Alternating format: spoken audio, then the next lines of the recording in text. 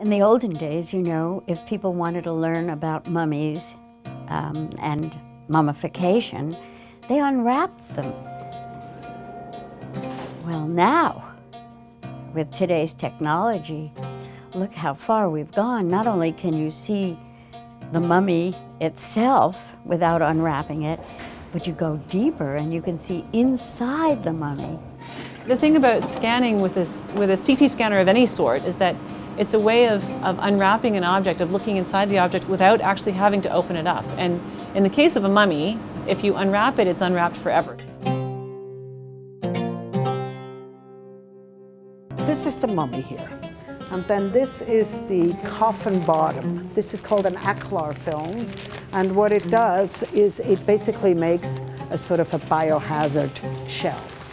It's very nice to find a coffin that's actually in remarkably good condition, including the outline of the man inside. Mummies have been in our collection since 1895, but we haven't had them on view for a while. The fact that he was found in a coffin that has an inscription gives a lot of information. This is how we know his name. We know his name is Irethorrou. We know he lived about 500 BC. We're making him about 2,500 years old. I wanted to show the mummy now as a resource, but in this new context, not just running into a museum because you know there's a mummy there. I think at this point we're going to pack this one up because we're needing to think about going down to Stanford.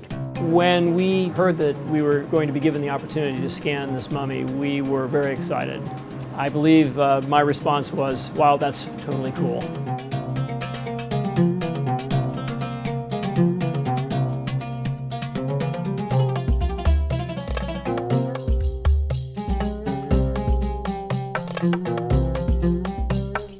Being in any mummy scan is exciting.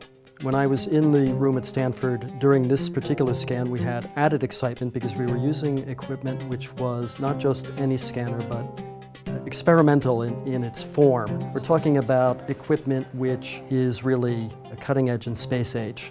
We're trying to get as much information about the mummy as we can from two different directions. With CT, what you do is you acquire X-rays all the way around the object that you're imaging, and then you use an algorithm to take all of that data, smear it back, and give you a three-dimensional volume. And then you can slice through the volume and actually see the relationship between the object and the volume in 3 dimensions. What's interesting about what we're doing here is the new clinical scanners actually allows us to do dual energy imaging, and that means that we're using 2 different X-ray energies to acquire the image data. On the one hand, we have very high resolution 3D data from the C-arm system, and on the other hand, we have what we're hoping to get from the dual energy scanner, which is the material composition of whatever we might happen to find in the mummy today. When you have something that is as valuable and precious and fragile as a mummy, CT imaging seems to be a natural.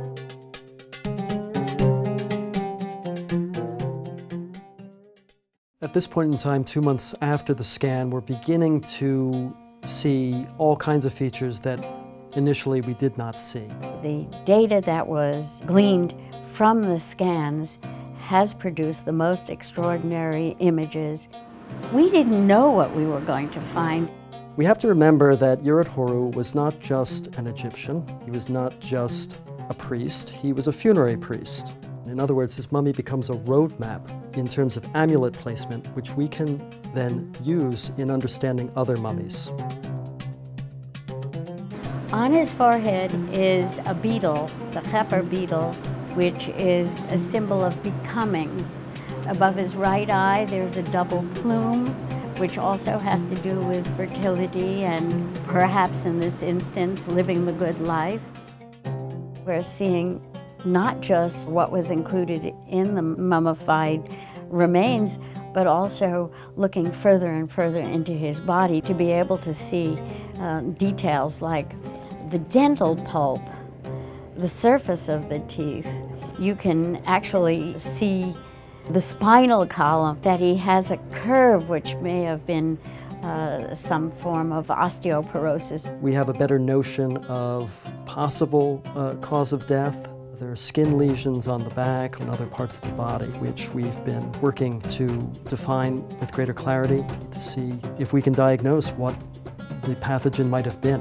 This is science at its finest, where you can take individuals from disparate fields, different backgrounds, and look for a synergy in being able to solve a problem or advance science. Obviously, what I'm looking at is the marriage of art, history, archaeology, science, medicine, technology. This has been the most successful collaboration of any project that I've worked on, really. Because mummies represent immortality and the ability for each of us to achieve it, you can scan a mummy and captivate society in a way that really nothing other than perhaps a dinosaur might do. This mummy's history is just being made every day as new and exciting discoveries are found. The most exciting for me is learning who Irethorrou was. The Egyptians would have been pleased to speak the name of the deceased. In their words, is to make them live again.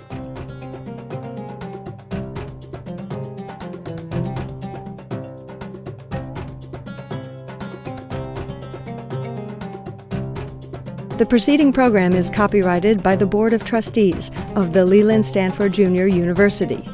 Please visit us at med.stanford.edu.